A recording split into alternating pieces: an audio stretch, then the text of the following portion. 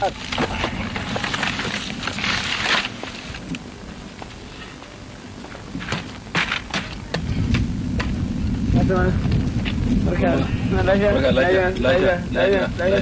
muna fa. To. Zan samu karuwa. Allah ya. Amin. Suna. Asabar. Gobe kenan. Maza ka zo gidana.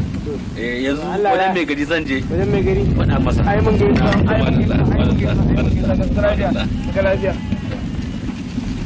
Ata mala. Ya wannan shi da ne. Khairan. Khairan.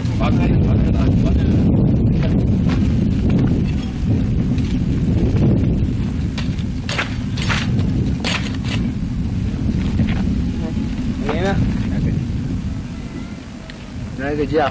Na lafiya. Lafiya lau. Lafiya. Ka so rogo. Ka so rogo ƙato. Ya ce a gaishe ka. Raƙumin dawa. Ka so rogo. Ba shi ne raƙumin kan ya ce raƙumin dawa shi ne ai. Ko ka so rogo ko karo da gobe don ce raƙumin dawa shi ne kurun ba amfani. Sune suka ce a gaishe ka. Suna amsa. Sannan kuma in kawo maka wannan. Ka ganta? Ke ba kuma iya komai ba haka ake. Na ko wani kaka na can wajen makurɗin jillali ne. To me suka ce? Yo a kawo maka ka ajiye. Mun ajiye musu? Amma za ka ba mu wani abu. Kamar ya? Kamar yan kuɗi. Jingina kenan za ka ba jingina ba. Kuɗi dai kawai sun muka je muka ɗan yi harkar gabanmu. An kwana biyu. Kura ya dawo. Za a dawo maka da shi. To nawa za a baku yanzu? Nawa za a baku? Naira 30. Wannan yadin banzan za a ba da Naira 30 daga nan sai ko sai yayi wannan mawakaci ne ya ga maka. Mai gari ne fa bashi mai gari. Shi ne ya bashi. Kasar kai ce.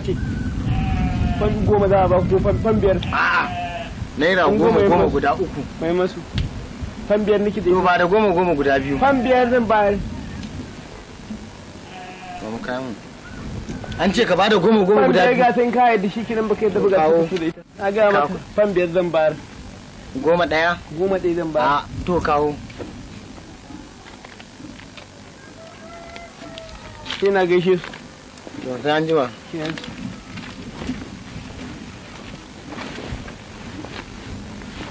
Kaga wannan ko nawa ne ma sai a cika musu ta yi kyau sosai.